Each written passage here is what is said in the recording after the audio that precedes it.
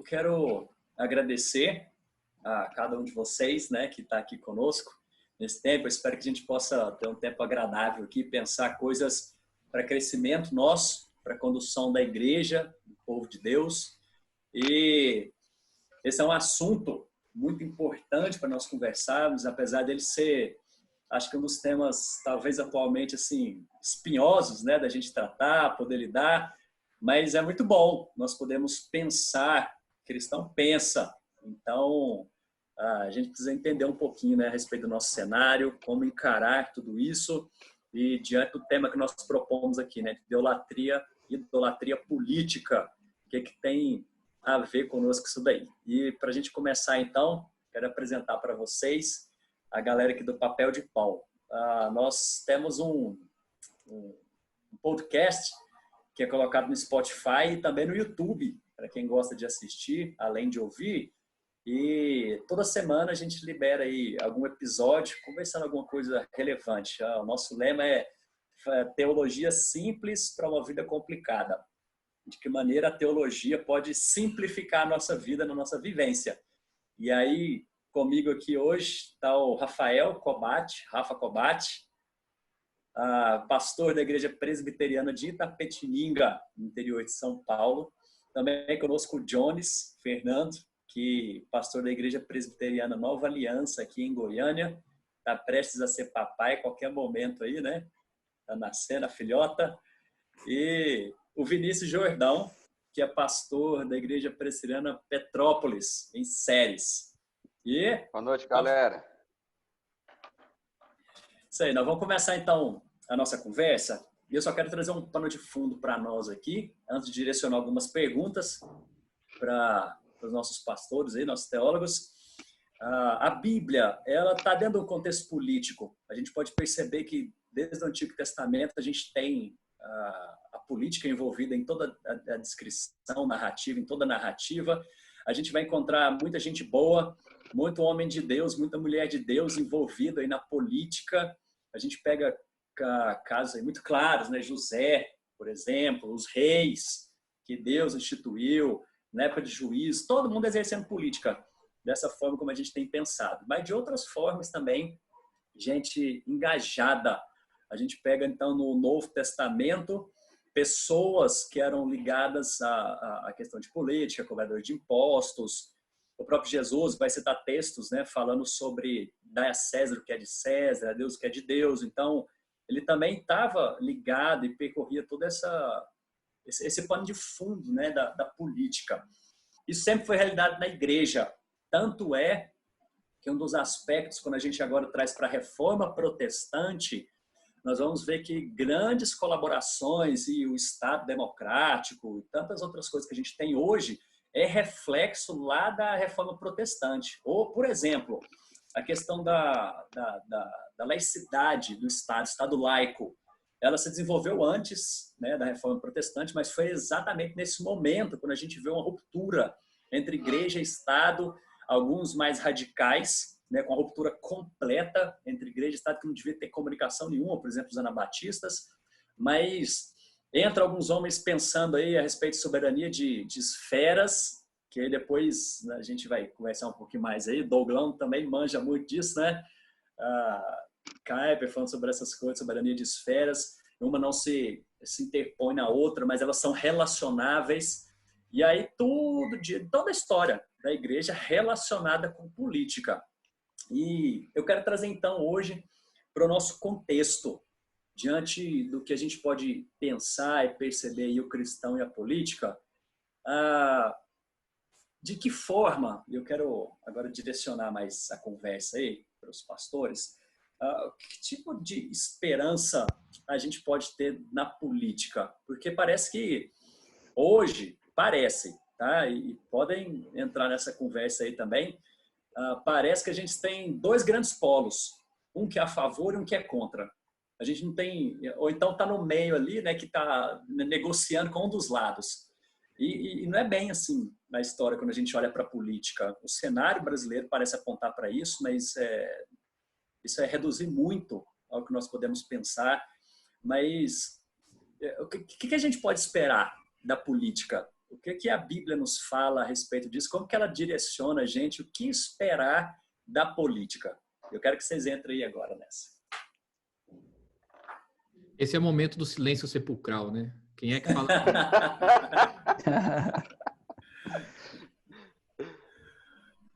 Ó, gente, eu vou começar dando uma declaração já assim, mas o que a gente pode esperar da política hoje? Miséria e sofrimento. Oh. É isso que a gente pode esperar da política hoje.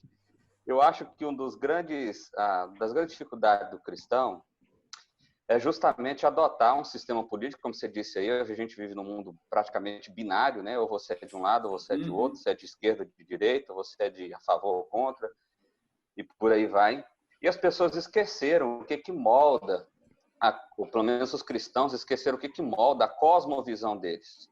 Ou seja, o que molda a nossa cosmovisão, inclusive a nossa visão política ou sobre política, não é uma ideologia criada por um homem ou por um grupo em determinado momento da história, mas é justamente a Bíblia, a palavra de Deus, né?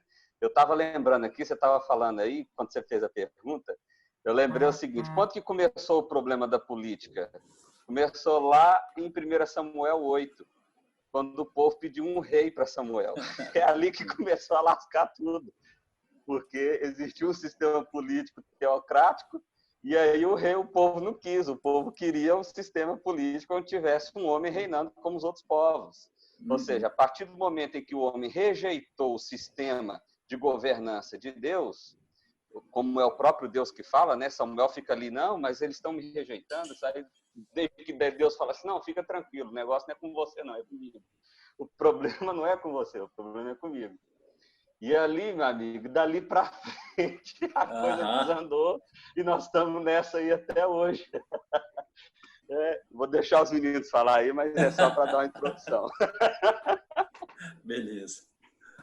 A questão dialética de dois lados, ela é uma coisa natural do ser humano, porque, na verdade, é a realidade, ela está nesse aspecto dialético. Lutero vai pensar bastante sobre isso, essa é a base da teologia luterana, né? A ideia do bem e do mal.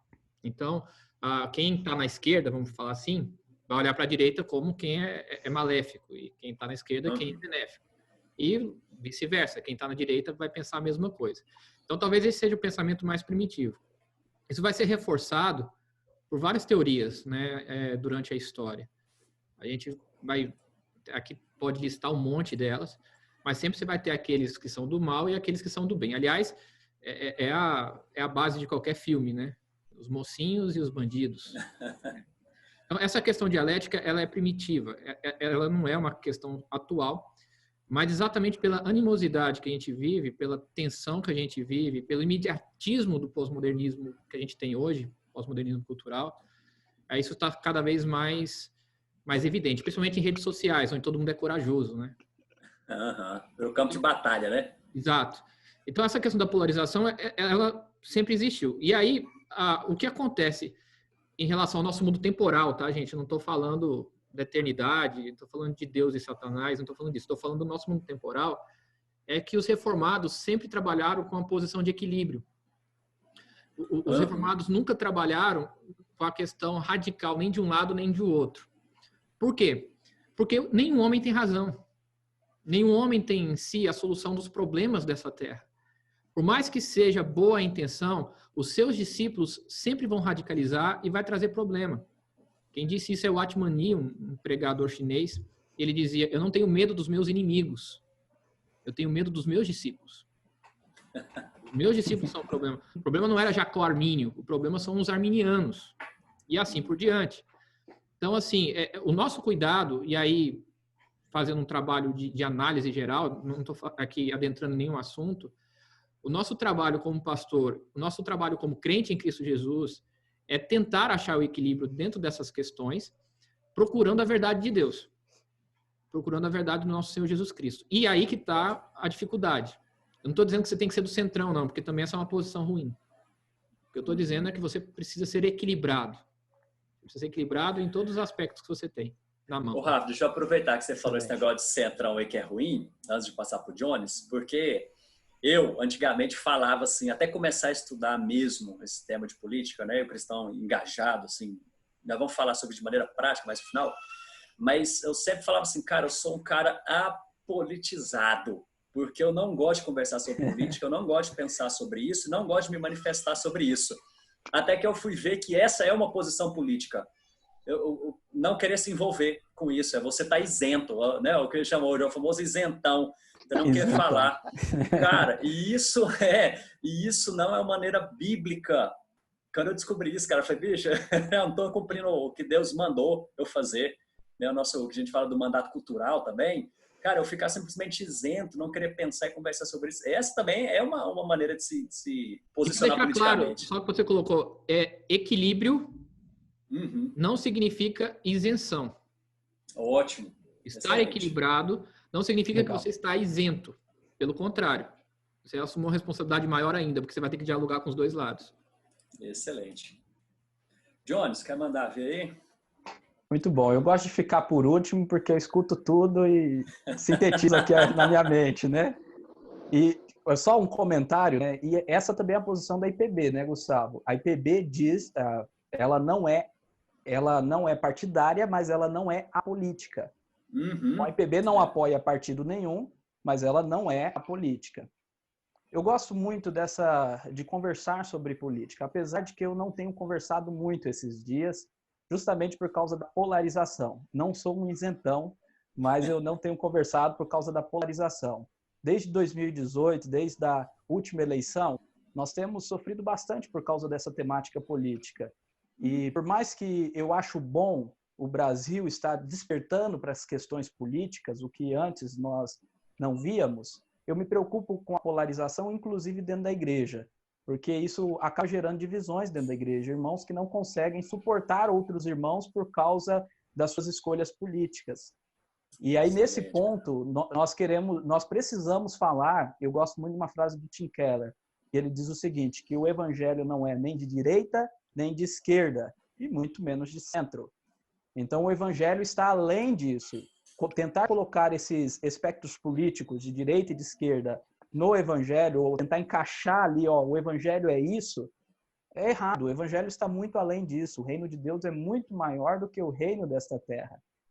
O Vinícius disse que o problema político teve origem lá em 1 Samuel, e eu concordo também, mas eu vejo essa origem do problema político no pecado.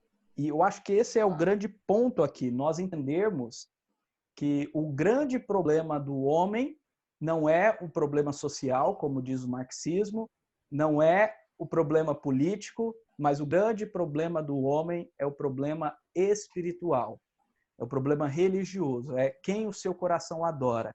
E daí que surgem todos os problemas. Os problemas sociais, os problemas culturais, os problemas morais surgem do pecado. E aí essa é a resposta reformada correta, né?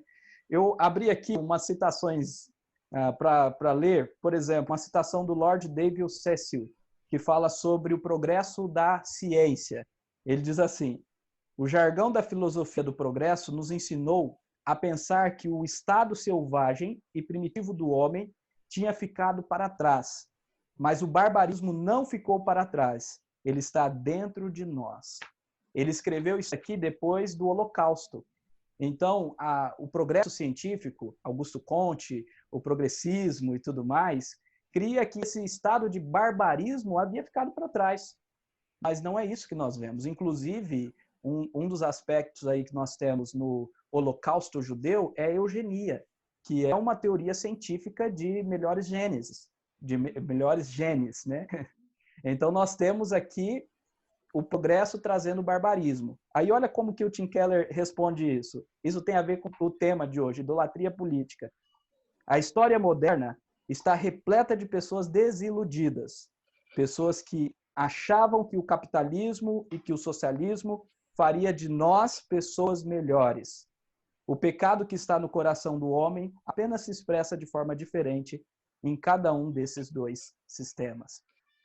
Então as pessoas eram desiludidas. Nós somos, né? Na verdade, nós modernos somos desiludidos. Gustavo, isso porque aí o pecado é de livro? ele apenas expressa de maneira diferente. É de livro. Isso Esse é de livro livro, aqui Jones? é A Cruz do Rei. Maravilha.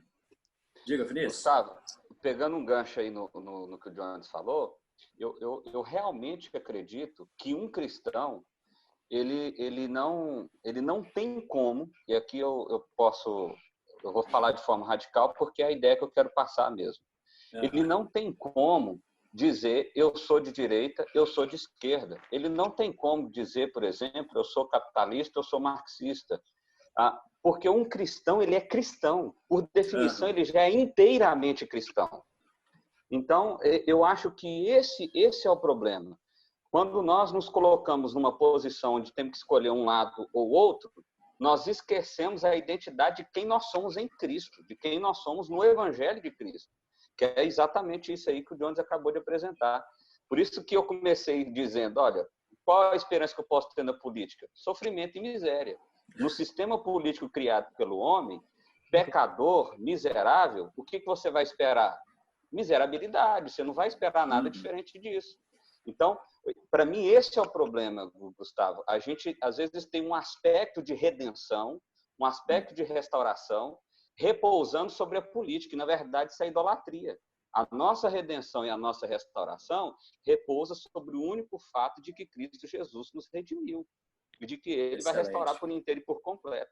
Então, para mim, essa linha é muito difícil de, às vezes, cristãos perceberem, né? Nós somos idólatras politicamente ou de um sistema político e, às vezes, nem percebemos isso.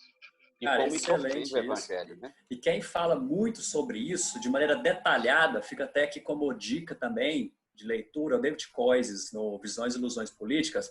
Cara, ele destrincha cada uma dessas. Ele fala, no final, todas essas ideologias são carregadas de idolatria. É como você falou, uma é o grande redentor, é o aspecto social. O outro é o mercado, o outro é soberania, e aí são sempre ídolos. E aí você falou, cara, cai muito bem aqui, eu creio que é o que nós pensamos aqui, né, de acordo aqui, nós quatro, é exatamente esse ponto, nós somos cristãos. E como é o que nós vamos chegar na conclusão dessa conversa, como é que o cristão, então, atua na sociedade, né?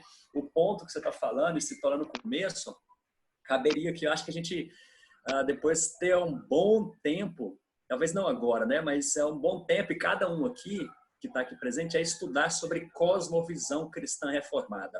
É exatamente esse o ponto de como nós vamos enxergar todas as coisas. O que está lá por trás de tudo isso? É que eu sou cristão. E agora, diante disso, da verdade, da Bíblia, né? Diante da soberania de Deus, que Ele está no controle de todas as coisas. A gente afirmando que não aí, né? Mas Ele está no controle de todas as coisas. E é diante de como a gente enxerga todas essas coisas aí. O Jones ia falar? Era ele que está falando, não? Não, sou eu não. Não é eu não. Ainda não sou adepto ao teísmo aberto. Então, diante... É só para falar o nome do livro, né? Você havia me perguntado. O livro dessa citação aqui é aquele do Tim Keller, A Cruz do Rei, que é uma exposição sobre Marcos. E ele está expondo exatamente aquele texto de Marcos que fala que é do coração do homem que procedem os maus desígnios, aonde Jesus mostra que a religião não salvará o homem, porque a religião não muda o interior do homem, e aí ele vai trabalhando outros aspectos, a política, a estética, a cultura, vários aspectos mostrando que essas coisas não mudam o homem. Na verdade, é só Jesus que tem acesso ao coração, transforma o coração. Mas existem outros livros do próprio Tim Keller, quem gosta de ler Tim Keller, por exemplo, a trilogia aí dele, que é muito boa também, a trilogia Deus na Era Secular, Fé na Era de Ceticismo e Pregação na Era de Ceticismo. São livros muito, muito bons. Os meus amigos depois vão mostrar aí outros livros excelentes também. Falsos Deuses também, do Tim Keller. Ele aborda um pouco disso aí. É um livro fantástico, Falsos Deuses. Rapaz, Tim Keller tem falado muito sobre isso, né? Não só escrito, ele fala muito. Você vai achar muitos textos, além dos livros, falando exatamente nesses pontos. Ele tem umas sacadas muito boas a respeito dessa ideia, né, do cristão exercendo influência. O Rafa estava querendo falar, Tio? Não, eu acho que eu tenho que falar vai nos próximos pontos seus, eu não vou te atrapalhar, não. Não, pode mandar ver aí, pode falar. É que eu ia falar da questão vocês falaram do cristão, e aí tá, como ser, né? como fazer. Mas o meu medo é adiantar, porque então tá bom. ao fim a gente vai concluir, de certa forma, isso. Certo. Gente, eu quero abrir aqui para pergunta. Alguém tem pergunta até agora do que nós falamos? Ou quiser também puxar alguma coisa aí? Se alguém tem alguma dúvida, pode mandar ver. Só desbloquear seu microfone.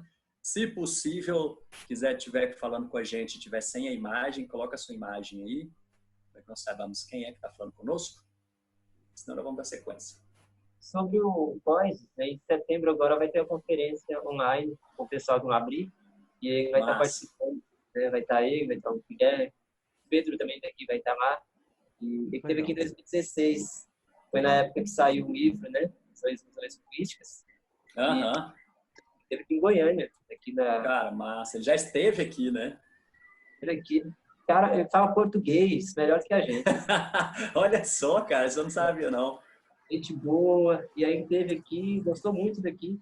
E saiu a segunda edição agora da Visões Políticas. Já está até cobrando a vida nova para publicar de novo. E aí, em setembro, acho que é dia 8 a 11 de setembro, vai ter uma conferência, acho que é Deus na Era Secular, ou a Fé na Era Secular, alguma coisa assim. E aí ele vai estar sendo um dos preletores. Massa. Aqui, para quem não sabe, o Douglas está falando com a gente aqui. Ele trabalha no Invisible College junto com o Pedro Dulce também, o Kaique Fernandes, né? Eles têm produzido muito material bom, já fazendo a propaganda do curso deles aqui. Eles estão com um curso gratuito lá sobre cosmovisão, né, Douglas? Isso, rompendo a bolha. Isso. Rompendo a bolha. Então, aí acho que já é um bom... É gratuito, gente, gratuito. Você que está muito atarefado aí nessa quarentena, mas é muita coisa, né? Realmente, parece que o trabalho surgiu mais coisa ainda para fazer, mas se você puder fazer esse curso gratuito com essa turma muito boa aí. Tem um outro livro muito massa também, que fala muito sobre isso, muito bom, que é O Cristão e a Política, do Wayne Grudem. Tem um que é um pouco mais complexo de achar aí também. A leitura dele é o porquê que os governantes não podem salvá-lo, do John MacArthur, mas eu acho que esse não tem traduzido. Mas eu quero trazer um pouquinho sobre esse O Cristão e a Política, do Wayne Grudem, que ele vai trazer alguns aspectos lá entre relação Estado e igreja e política. E a próxima pergunta que eu vou fazer para vocês, depois que eu terminar essa parte aqui, é sobre qual que é o papel do Estado. Então, o que a gente pode esperar do Estado? Não nesse sentido assim, igual o Vinícius falou, e eu concordo, né? Já pode esperar miséria, né? Porque é pecador. Mas a Bíblia, cara, a Bíblia fala sobre isso. E eu queria que vocês me ajudassem a responder aí o que a gente realmente deve esperar do Estado, porque isso é legitimado pelo Senhor. Inclusive, a gente tem que orar por eles, né? Pelos governantes, tá? Toda a autoridade é instituída por Deus. O que esperar do Estado? Mas olha só, o Wayne Grudem vai falar sobre alguns aspectos, primeiros 5 aspectos que não têm a ver com cristão e política, e o último é como a gente tem que se comportar. O primeiro deles é sobre imposição religiosa. O Estado, ele não deve impor uma religião.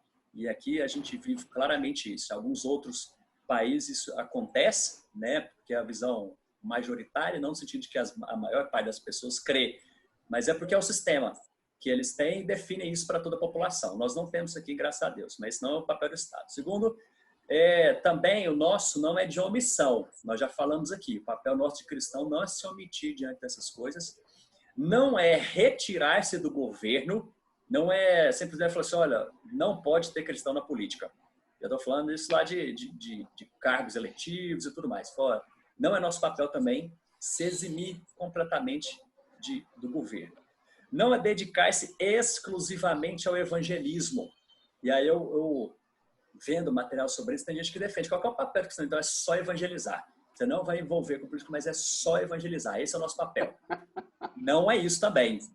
Também, por fim, não é dedicar-se exclusivamente à política, porque a igreja perde a sua essência. Ela vai perder vai perder completamente o seu rumo. Então, por fim, qual que é? É que o cristão deve exercer influência sobre a política, influência cristã. E aí, antes de destrinchar e aprofundar essa parte, eu quero perguntar para vocês aí o que a Bíblia fala para nós, né, a respeito do Estado, a nossa posição diante do Estado. Gustavo, eu diria que nessa lista, e a gente tem que fazer uma outra lista também, o que a gente deve esperar. A primeira coisa que deve se esperar é exatamente aquilo que o Vinícius falou. Por que que eu estou falando? Não estou querendo repetir a situação. É Aham. porque eu tenho uma política na minha vida que me ajuda bastante. Espere o pior do homem para você não se frustrar. Então, a primeira coisa, espere isso. Espere que isso vai acontecer. Você votou num candidato, não vote com esperança de que as coisas vão ser boas. Você escolheu, como diz um político aí que é jovem e gosta de estar aí nas mídias sociais, não sou a favor nem contra, mas ele diz isso, que a política é a arte de fazer o possível, né?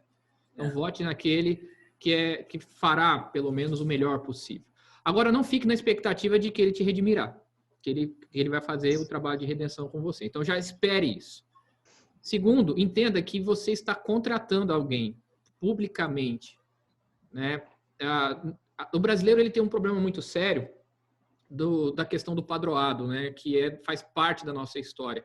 A gente entende que todos os governantes foram instituídos por Deus exatamente pelo poder da Igreja Católica em cima do nosso Estado e, ao mesmo tempo, o contrato do Estado com o governo. Então, a gente acredita que são pessoas iluminadas por Deus e que a gente tem que estar aos pés dela. Não é bem isso. O nosso conceito tem que ser um pouco mais saxônico nessa questão, de entender que são empregados nossos.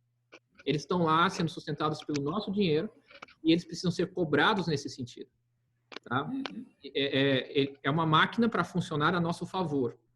Então, esse é um princípio muito importante em relação ao governo democrático ou republicano, se você preferir. Tá certo? Eu acho que esses dois primeiros princípios são importantíssimos.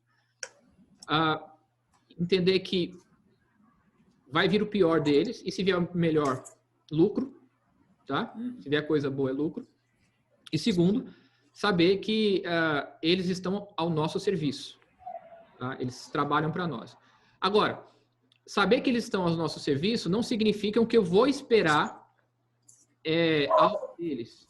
Eu tenho que trabalhar de forma empreendedora, de forma política e econômica na minha própria vida em relação aos que estão do meu lado. Sendo assim, eu faço a minha política, eu faço a minha economia, eu faço o meu sustento. Essa é a ideia de democracia, tá? O político ele vai dar a possibilidade de eu fazer isso em liberdade. O político vai dar condição de eu poder realizar isso em liberdade. Por isso que eu não acredito que o Brasil viva uma república democrática. Nós vivemos uma republiqueta, né? Exatamente muito ligada à ideia ditatorial. Quem vai falar muito isso é o historiador Antônio Gouveia Mendonça, no Celeste Porvir, e também quem trabalha bastante isso é o Sérgio Buarque de Holanda, né?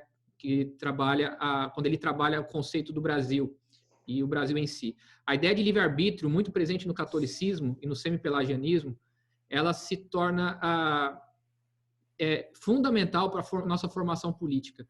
Nós achamos que somos livres para escolher a nossa salvação, mas dependemos de um líder superior para mostrar qual é o caminho.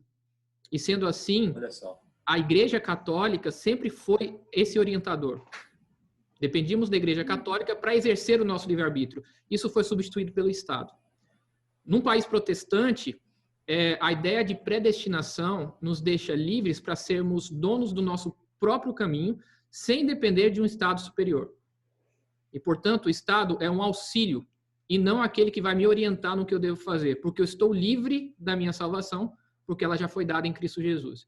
Então, esse conceito... O Estado entraria como mediador nessa história, né? Menos do que isso, nem como mediador. Ele entraria como aquele que vai me dar suporte, um suporte coletivo, para que eu tenha liberdade de agir. Eu não vou cuidar do meu destino, eu vou cuidar do meu caminho, porque o meu destino já está garantido. Enquanto no pensamento católico eu tenho que cuidar do meu destino. O meu caminho, quem vai cuidar é o poder superior, igreja ou Estado. Então, nesse sentido, vamos lá, voltando aos 3 pontos aí para dar a abertura para os meus colegas falarem. Primeiro, espere o pior porque é homem. Tá? Se vier coisa boa, é lucro. Segundo, ele está a seu serviço. Para quê? Para te dar a condição de agir em liberdade em favor de você mesmo e dos seus, da sua comunidade. É isso aí. Ok. Gustavo? Diga, Jones. Eu quero só contribuir um pouco também na fala do Rafael. Excelente, viu, Rafa? visão bem além. Gostei dessa visão da história e tudo mais. E como você disse que o Brasil tem uma republiqueta, ela também tem uma democrateta, né? A democracia aqui, na verdade, nós não vivemos ainda a democracia no sentido verdadeiro do termo. Tem um livro muito bom, né? Eu já li este livro, já estudei ele na filosofia, que é um livro excelente, indico também, que é o livro A Democracia na América, do Tocqueville. Alguns, talvez, dos jovens que estão acompanhando já tenham lido ou já tenham estudado sobre esse livro. Tocqueville, ele era um político francês que viaja para a América do Norte para conhecer o que é a democracia, porque na Europa não tinha democracia. Então, ele conhece a democracia na América do Norte. Uma coisa que ele cita no livro, poucas coisas, o livro é muito grande, tem muitos detalhes, mas poucas coisas faz nós identificarmos que a democracia no Brasil ainda não está lá. Como, por exemplo, o fato de que para o americano do Norte tudo é público. Eles iam nas praças públicas fazerem votos de não beberem bebida alcoólica, porque eles viviam 100% da vida deles pública. Não é privado. Eles vão na praça pública dizerem o que vão fazer e fazer um voto público. Outro detalhe interessante é que para o americano da América do Norte, as comunas, que são, no contexto, os bairros, se mobilizam para fazer as coisas em prol e em benefício da comunidade local. O que no Brasil não existe. Por exemplo, aqui na rua do meu bairro, se tiver um buraco, a gente não vai reunir a comunidade local, o bairro, para resolver esse buraco na rua.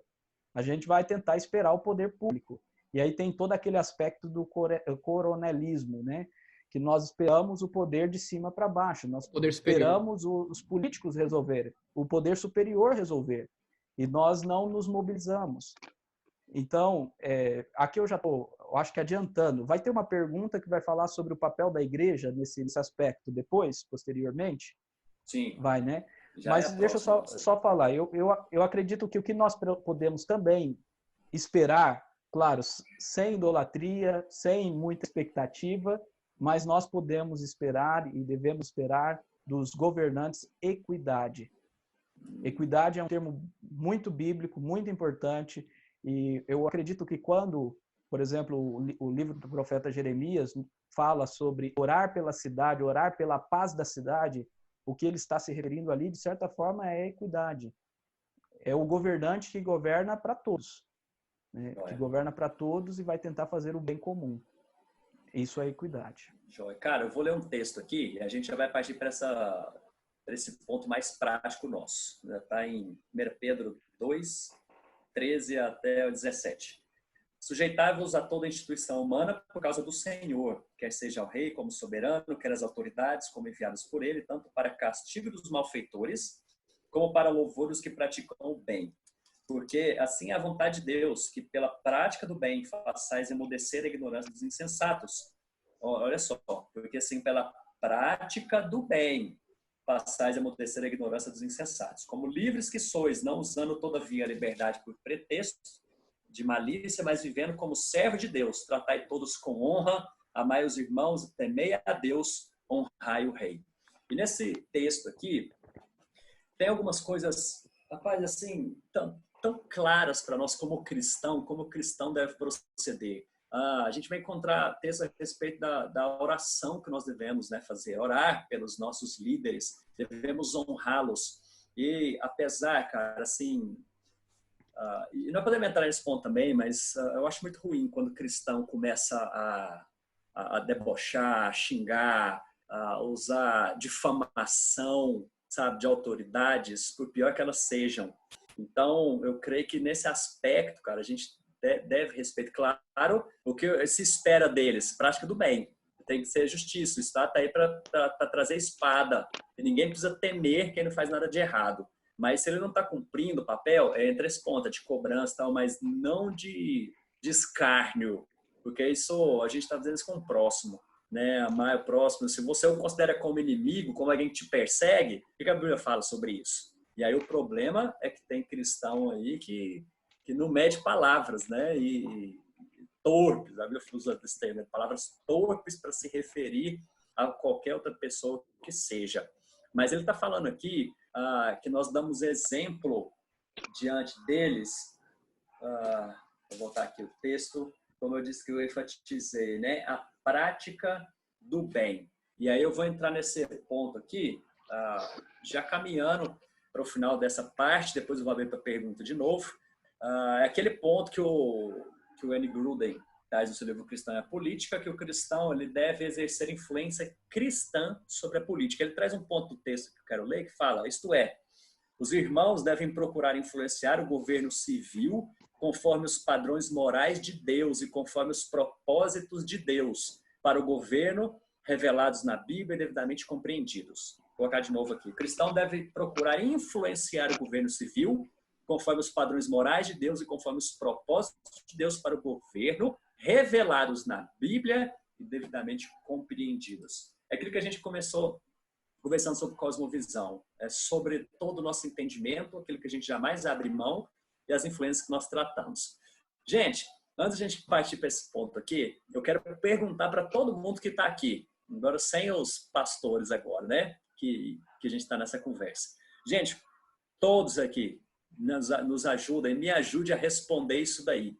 Como que um cristão se porta dessa maneira que nós falamos aqui, trazendo influência cristã no governo? E aí, estou abrindo para vocês. Como que um cristão exerce influência no governo civil conforme o padrão de Deus?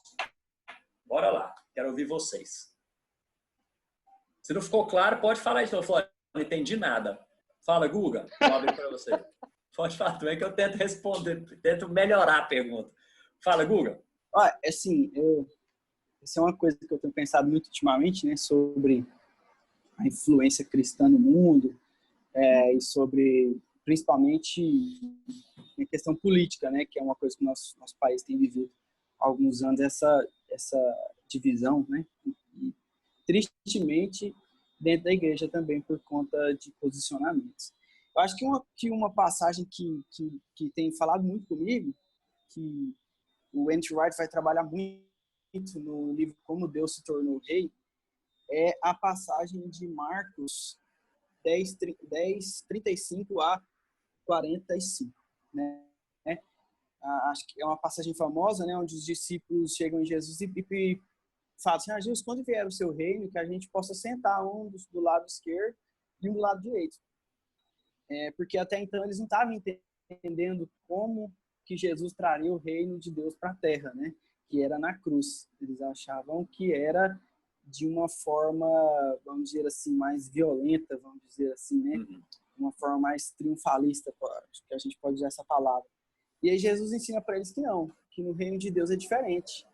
Que no reino de Deus, se você quiser ser o primeiro, você tem que servir, né? Se você quer ter, vamos pôr aqui entre aspas, proeminência, você tem que servir. E aí ele fala, pois nem mesmo o Filho do Homem veio para ser servido, mas para servir e dar a sua vida em resgate de muitos. E acho que uma maneira que nós podemos trazer essa influência cristã, da moralidade cristã para a política e qualquer área da nossa vida é através do serviço, né? Não é aquela teologia do domínio que a gente tem, que a gente, às vezes, inclusive nessa visão de cosmovisão cristã, a gente acaba que cai nela às vezes, né? De uma forma de domínio. Assim. O reino de Deus, ele não fala desse tipo de domínio, né? Que Jesus até exemplifica. No reino dos homens, os governantes exercem domínio sobre os seus súditos. Não. O cristão é assim, uma forma que Deus usa para que o reino se manifeste na terra, através da igreja, é através do serviço, é através do sofrimento mesmo, né? Porque Paulo diz, todos que querem, lá em Timóteo ele fala que todos que querem ter uma vida de devoção a Cristo vão sofrer. É inevitável, inevitável o sofrimento. Então, acho que a primeira coisa que a gente pode pensar para que a gente exerça essa influência é o seguinte, que o evangelho de Cristo não é simplesmente salvação pessoal, mas sim a proclamação de que Cristo é Senhor do mundo. Ele reina, né? Então, acho que pensar nisso, como Jesus como rei, e que nós fazemos parte de um reino, que vai ser plenamente estabelecido na Terra quando Jesus voltar, já é uma forma de manter esse equilíbrio, né? De nem ir para um lado demais, né? Para um dos polos. E o serviço, né? De que o reino foi estabelecido na Terra. Jesus inaugurou o reino na Terra na cruz, morrendo. E esse reino foi confirmado com a ressurreição dele, é o que nos dá a esperança. Ô, Guga, então, acho que esse serviço que você está falando seria, a forma que você citou Jesus aí, talvez sacrifício pelo próximo, é isso? O que seria esse serviço? Não, serviço engloba tudo. Tudo. Entendi. No serviço de profissão, falar tudo. Tipo assim, por exemplo, quando a gente vai falar do evangelho para alguém, a gente não pode chegar simplesmente querendo impor a nossa fé. Não é assim. Eu acho que não é assim que deve funcionar. Como no que eu falei, de dominar mesmo muito com a fé cristã, como se fosse, sei lá, uma tirania. Não, mas com amor, sabe? Igual Jesus fez com os discípulos. Quando Jesus vem falar do evangelho, a gente percebe a paciência, a ternura, o carinho que ele tem com todos os discípulos, com todas as pessoas que passam no caminho dele, inclusive quando ele fala com mais veemência com os fariseus. Jesus é muito terno, ele é muito amoroso. Então, assim, e ele serve. Ele não brigou com ninguém, ele não foi às vezes de fato, ele não xingou, ele não foi debochado, igual o senhor criticou, que é uma coisa que eu também, assim, eu abomino mesmo, ficar debochando, falar de algum político de forma chula mesmo, baixa, né? Eu não concordo, eu não acho que seja uma atitude cristã. Então, acho que uma forma de ficar nesse equilíbrio é pensar que Jesus já inaugurou o reino de Deus na Terra e que, através do serviço, através do sofrimento mesmo, de dar a vida por resgate de muitos, é que a gente pode exercer uma verdadeira influência, mostrando o amor de Deus para as pessoas. Ótimo. Obrigado, Guga. Alguém mais, gente? Posso falar aqui? Pode. Se possível, Davi, né? Se possível, mostra a imagem aí, Davi, só para a gente... Porque a luz aqui tá meio ruim. Ah, tá. Beleza. Mas uma coisa que eu tenho observado muito aí nesses dias é que as pessoas têm julgado como certo e errado as pessoas e não as ações. Então, ela coloca na cabeça que uma pessoa está certa, que uma pessoa está errada, e não importa o que aquela pessoa faça, ela sempre vai estar certa, sempre vai estar errada.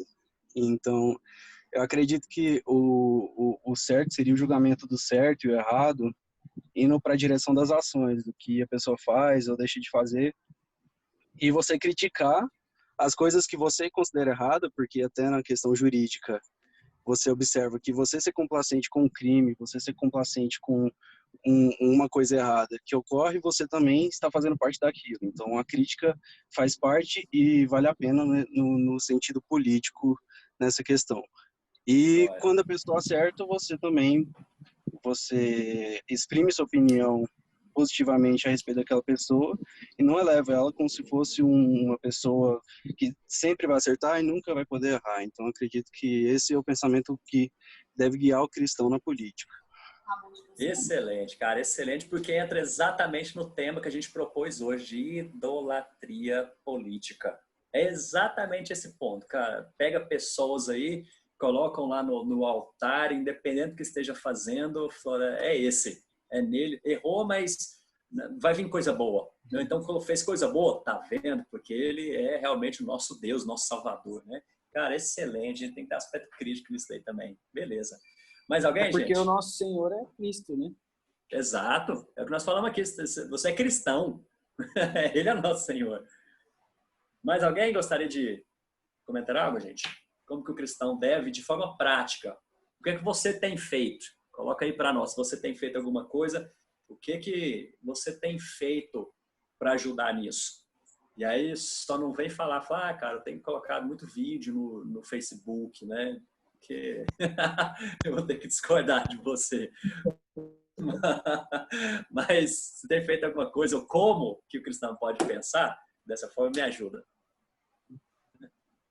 Uma questão importante a gente acha que é muito boa as contribuições dos pastores, do que diz respeito a um ponto muito importante da vida cristã, que é acerca da nossa narrativa, né? A Bíblia, ela nos dá uma narrativa muito clara, com esses pilares da criação, que é a da redenção, e uma das, digamos assim, necessidades que a gente tem hoje, e a gente percebe esse problema, né, no cotidiano, é a dificuldade de termos uma narrativa que realmente corresponda à realidade de Deus. Davi comentou uma coisa muito interessante, né?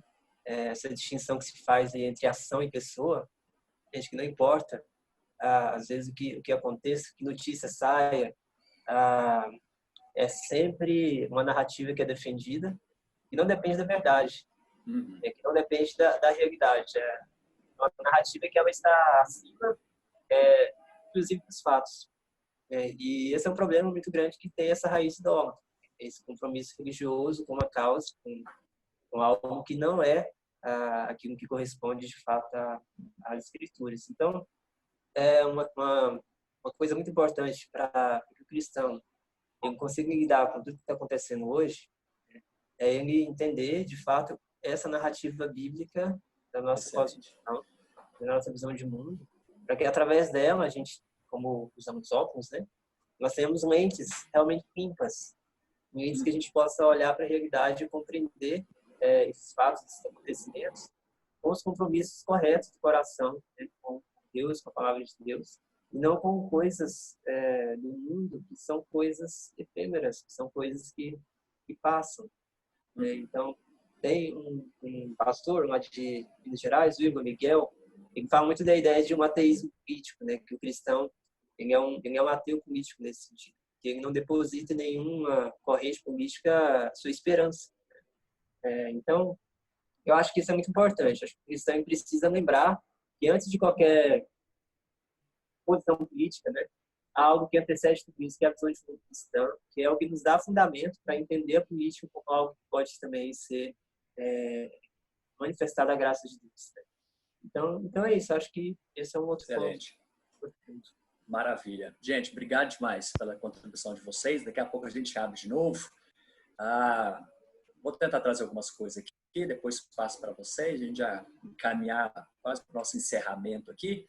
Mas eu penso, por exemplo, a maioria aqui, talvez todos, né, que estão aqui, vocês foram influenciados por quem na faculdade de vocês? Pelos professores, claro. E nem todos são cristãos. Ou talvez quase todos, né, são não cristãos. E muitos deles, às vezes, de certa forma, assim, até intolerantes. Porque ele falava uma ideia e alguém falava, nossa, professor, tem um tal religião que fala sobre isso, é muito bacana. E o cara falou, olha, realmente. E aí você chega falando assim, olha só, a Bíblia também fala assim, opa, Bíblia aqui não. Bíblia aqui não, a gente não está falando sobre isso, é melhor você... Então, assim, como que você pode exercer influência? Talvez como um político cristão, ok, né? Mas não simplesmente entendendo que vai existir um partido cristão, ou uma ala cristã, mas é agindo, é esse serviço que foi falado, agindo com justiça, fazendo bem, de maneira correta, cumprindo o seu papel. Isso aconteceu de forma, contar um depoimento para vocês, que há pouco tempo, um pré-candidato me procurou falando o que ele queria, e é cristão, queria o apoio das igrejas e tal, e o que ele esperava. Aí eu realmente falei isso para ele, eu espero que você haja como um cristão. Eu não fico lá defendendo igreja, eu fico defendendo fé reformada. Cara, haja como um cristão, que você vai influenciar muito mais do que ficar defendendo ideias aí que, sabe, haja como um cristão, porque isso já vai referenciar o que você pensa. E aí, o que eu estava votando aqui, quem exerceu influência sobre vocês? Professor. Gente, professor tem muita influência sobre seus alunos. Então, se aqui a gente tem professores, seja o melhor professor que você puder. Haja como um cristão, um professor cristão. E não é simplesmente defendendo sua fé no meio da aula. Não é simplesmente isso. Não é simplesmente isso. Mas é agindo com a verdade, com retidão, com caráter. Claro que a gente expõe a nossa fé quando possível, mas se você, por exemplo, foi citado aí, né, o Davi, no meio jurídico, se você é um jurista, um advogado, Cara, você pode exercer influência, seja o melhor, haja com clareza, haja como um cristão, independente da sua área. E eu creio que a gente tem vivido um tempo bom de despertamento para isso. Tem muita gente estudando. E a gente precisa se encharcar primeiro de Bíblia. A gente precisa conhecer a verdade para vivê-la. Opa! Tchau aí para minha esposa. Nós precisamos conhecer muito bem a verdade. E dentro da sua área de atuação, cara, estuda, se dedica, seja o melhor que você puder, faz isso em nome de Cristo, né? Não simplesmente falando de Cristo. Claro que a gente tem que falar sim, mas eu não estou simplesmente falando que você vai dar uma aula, sei lá, cara, de qualquer área aí do Apologética. Sei lá, vou pegar qualquer outra área. Você vai ter uma aula de educação física, não, cara, porque Cristo era um atleta, né? E não é isso. Mas, cara, dê a melhor que você puder, influencie pessoas também no campo do pensamento, né? É tudo isso. Eu acho que todos aqui podem exercer influência nisso, não simplesmente com debates em si, políticos, mas é exatamente esse ponto, ser cristão e influencie pessoas com isso. Eu abro meus amigos aqui agora, o que eles querem falar de maneira prática, como que o cristão se porta com a política e influenciando. Gustavo, eu quero abordar aqui em duas perspectivas, uma mais curta, que é em relação à igreja. Uhum. Então, assim, eu tenho uma posição que eu não acredito numa militância política por parte da igreja. Eu acho que a igreja tem uma vocação, ela tem um chamado, que é a proclamação do evangelho, e eu acho que esse é o principal papel da igreja. Alguém já me perguntou uma vez, pastor, mas então a igreja não deve se envolver politicamente? Eu falo, deve. Como? Preparando o cristão para entender isso a partir de Cristo. Excelente. Fazendo exatamente o que está sendo feito aqui agora, por exemplo. As pessoas estão sendo desafiadas a pensar, a entender, a pesquisar mais, enfim, despertadas de alguma forma a entender esse assunto a partir do evangelho. Eu acho que esse é o papel da igreja. Eu para ser sincero, eu abomino a ideia de que uma igreja toma uma militância política. Não concordo com isso. E aí eu poderia ser até mais radical em dizer que eu não concordo também, não acredito em pastor político, que ou o cara é vocacionado para ser pastor, ou o cara é vocacionado para exercer uma função diferente dessa. Então, mas enfim, esse aí é outro assunto, deixa para lá. Agora, como que o cristão pode exercer influência? É exatamente o que você falou, Gustavo, sendo cristão. O nosso problema é um problema de cosmovisão. A gente acha que o cristianismo ele se dá para usar a linguagem de Kuyper aqui, uma esfera religiosa.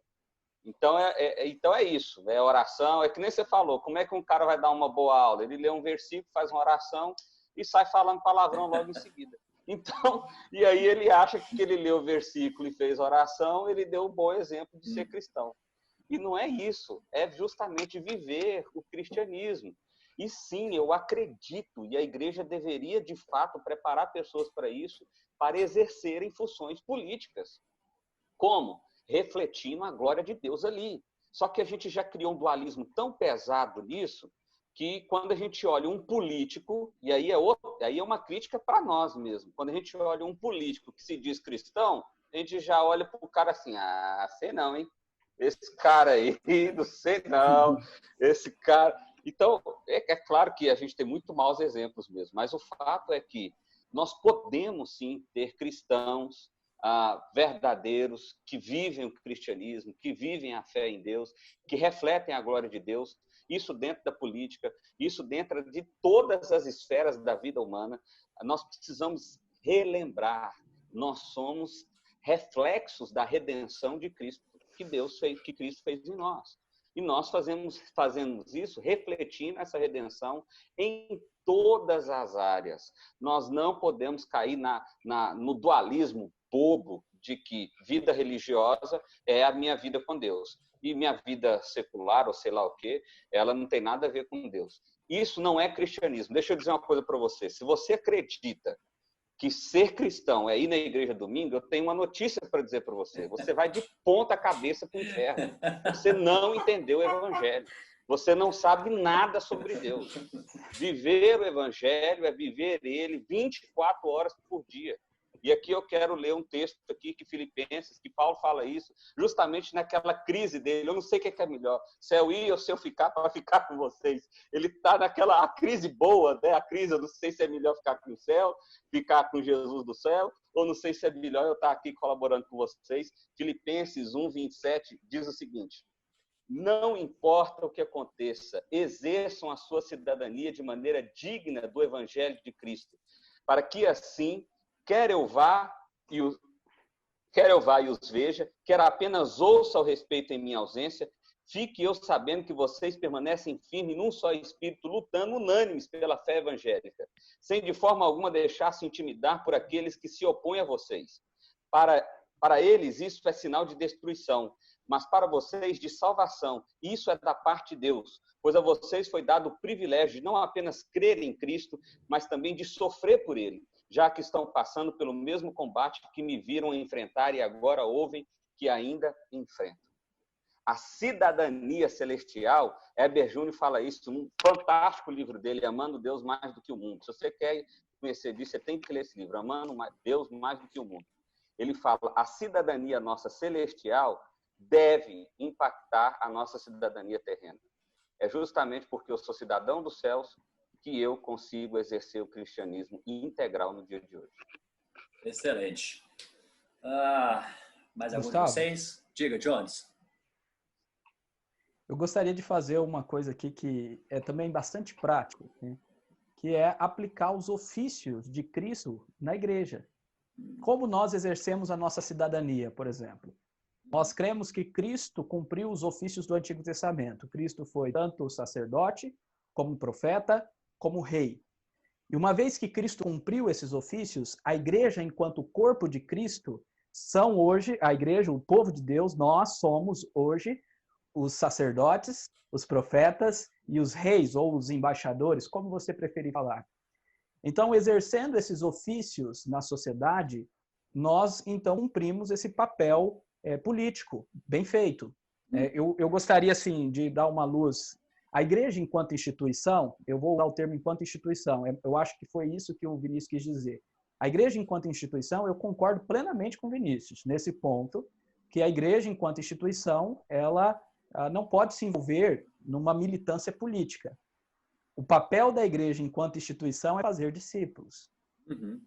Mas a igreja, enquanto pessoas que somos, todos nós somos igreja, nós precisamos exercer esses 3 ofícios de Cristo, como sacerdote, interceder, orar pelos governantes. Está repleto de textos no Novo Testamento falando sobre orar pelos governantes.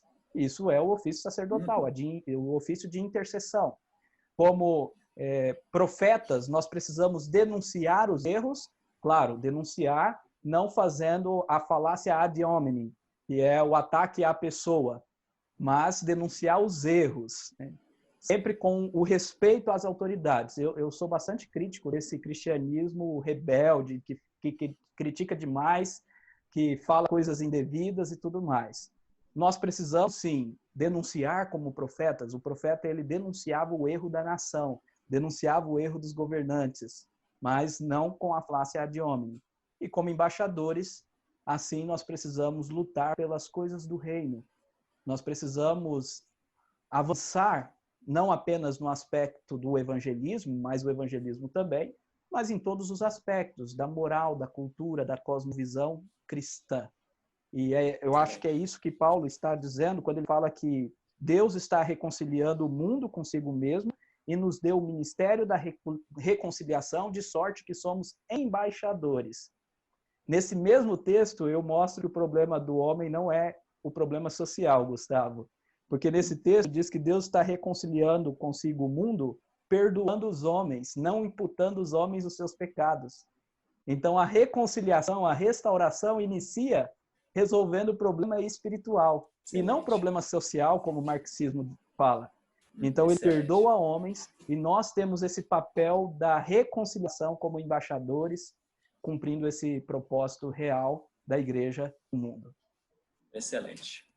Rafa, quer falar para a gente finalizar? Sim, eu quero ir agora um passo à frente. O Vinícius e o Jones falaram do papel da igreja, né? E a igreja, nós entendemos o corpo de Cristo, aqueles que são arautos do reino, são testemunhas do reino seguinte. Agora eu quero trabalhar individualmente, o cristão em si. Tá? Não da igreja como corpo, mas do cristão. Eu vou acabar passando também pela questão da igreja bem rapidinho. Primeiro, só falar sobre a nossa política. Nós temos um projeto político. A igreja tem um projeto político. Tá? A gente não pode esquecer disso. Esse projeto não é democrático, não é democracia, ele não é marxista, ele não é sócio-materialista, a gente quase sinônimo do marxismo, ele não é progressista, tá? Esse projeto ele é monarquista. E eu não estou defendendo também o sistema monárquico, porque também não é monarquia, no sistema de um rei homem. É um sistema monárquico no qual nós temos um rei e ele já está assentado no trono, que é Jesus Cristo. Esse rei está vivo, esse rei está assentado no trono e esse rei está reinando. Então, esse é o projeto político da igreja. Portanto, a gente não precisa brigar pelas estruturas políticas em si, porque ela já está estabelecida.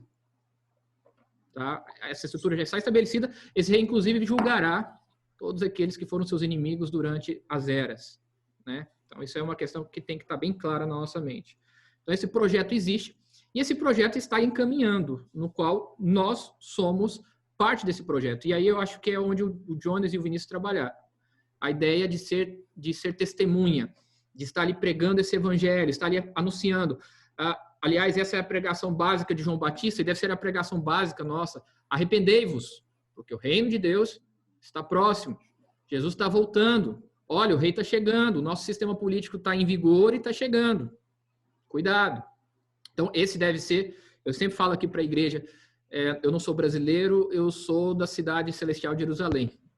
Então, esse é o meu país. Tá? E aí a gente age dentro desse sentido. Então, primeira coisa, nós temos um projeto político. E aí, da palavra política em si, é aquele que age em comunidade, sociedade, age na cidade, daí a palavra polis, todos nós somos políticos.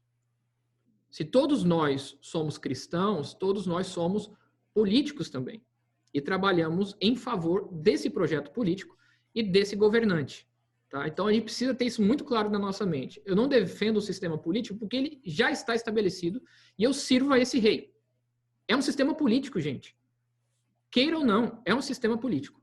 Então, a política cristã, ela existe e está em vigor. E nós somos políticos dessa política. Tá? Por isso que eu não posso tomar lado. Vocês falaram isso no começo. Ser cristão, necessariamente, significa que nós somos essencialmente, já estamos definidos na nossa essência.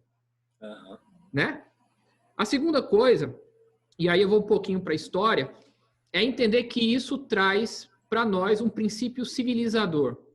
Essas não são palavras minhas, isso está no livro de história, da história americana, do protestantismo americano. O primeiro nome eu não lembro só o segundo nome do homem, Briggs. Tá? Se quiser pesquisar Briggs, História da Igreja Presbiteriana Americana. Ele vai falar do princípio civilizador, que se sustenta em 3 pontos: religião, moral e educação. Explicando isso, tá? A Igreja Presbiteriana foi a igreja que esteve na direção tanto do grande avivamento quanto da Revolução Americana para a independência dos Estados Unidos. Então, a democracia moderna que nós temos hoje, ela é fruto do pensamento presbiteriano e da influência da Igreja Presbiteriana nos Estados Unidos. Inclusive, as igrejas, as outras denominações, estavam com medo do presbiterianismo se tornar a igreja oficial dos Estados Unidos. Tá? E o próprio presbiterianismo, então, solta uma nota dizendo: nós não cremos na igreja unida ao Estado. Então, a partir da Revolução, nosso Estado será laico e nós teremos abertura e liberdade para todas as religiões existirem e coexistirem. Essa era a ideia presbiteriana e isso foi estabelecido em concílio. Isso é decisão de concílio presbiteriano lá, tá?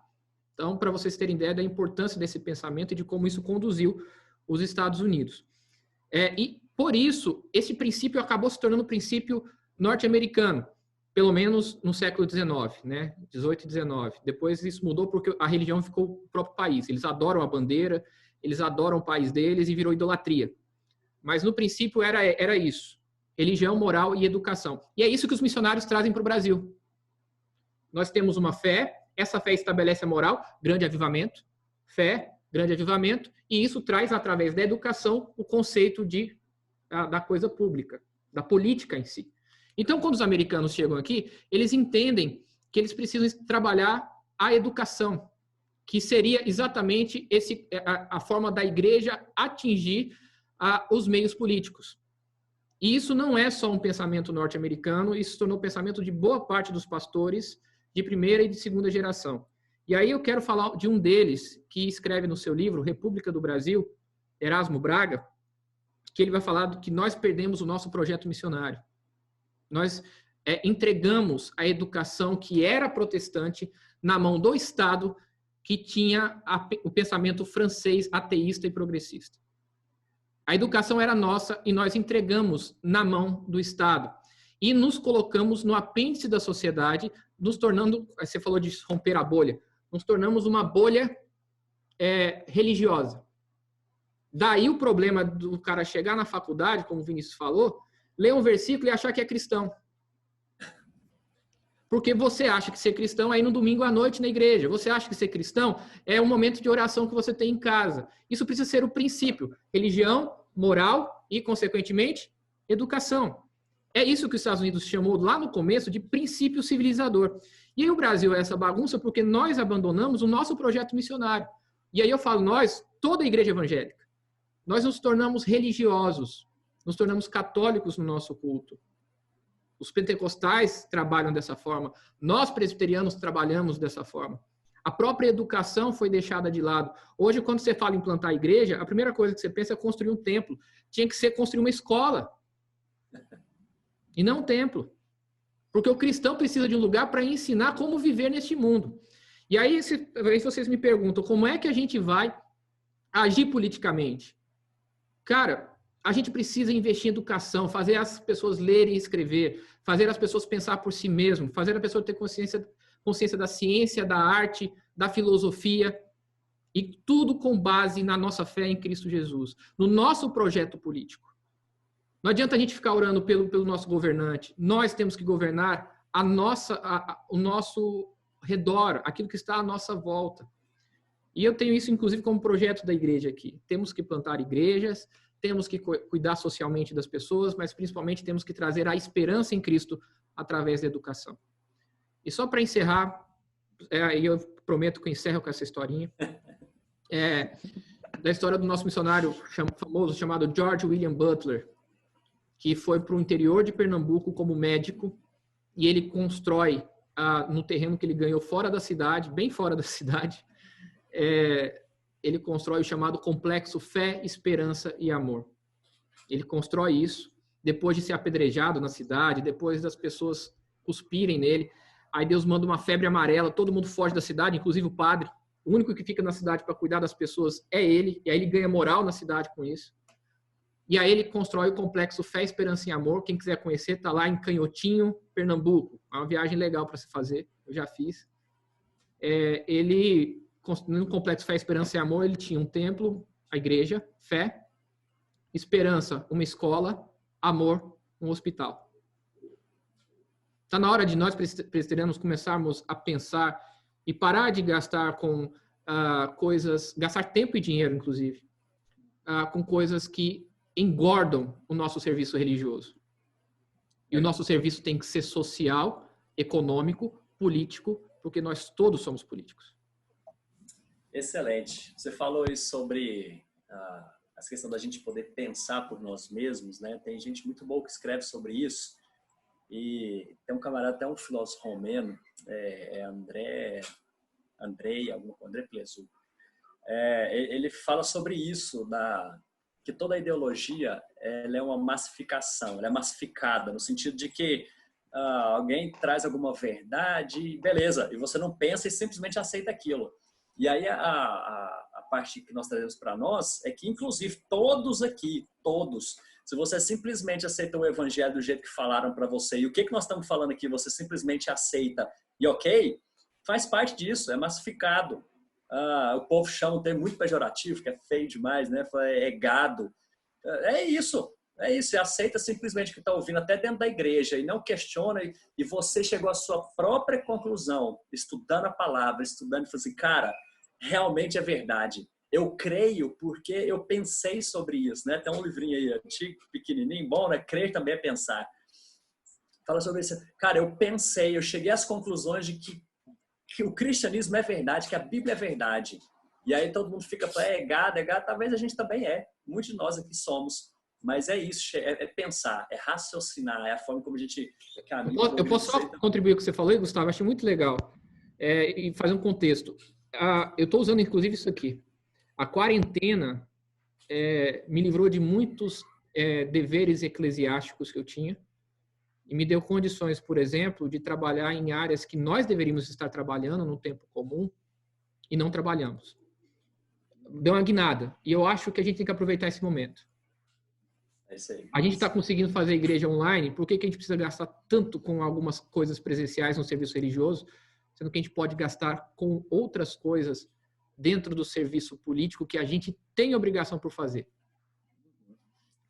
Legal demais. Gente, acho que eu vou encerrar por aqui. Eu ia abrir para perguntas, mas eu fico com receio da gente ir muito longe nessa história, apesar de que a conversa tá muito bacana, pelo menos estou aproveitando muito aqui, né? Poder ouvir vocês. Mas nós vamos encerrar. Gente, se tiverem dúvidas, quiserem fazer perguntas, nós estamos à disposição de vocês. Pode escrever aí para nós pessoalmente. Ou então, se quiser escrever para nós do programa lá também, né? O Papel de Pão, nosso e-mail, a gente está no YouTube. É difícil achar a gente no YouTube, porque nós não mudamos de nome ainda, né? A gente precisa de mais seguidores. Segue lá, gente, nem que seja por caridade. O jabá aí, o jabá. Eu não vou ouvir esses caras, não, mas segue lá, mano. Segue só para a gente poder mudar nosso nome, pelo menos. Tá difícil. Mas se você quiser achar a gente lá no YouTube, digita lá Papel de Pão Pastor. É a forma como tem de nos achar lá também. Não se vai ouvir o Jorge Aragão, a música dele. Exatamente.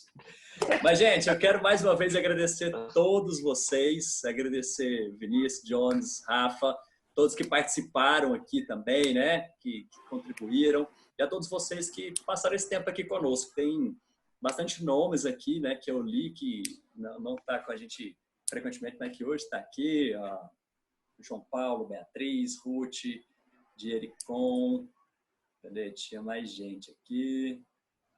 Acho que é isso. Mas é isso, gente. Obrigado pela presença de vocês. O Ciro está conosco aí de novo. Valeu demais.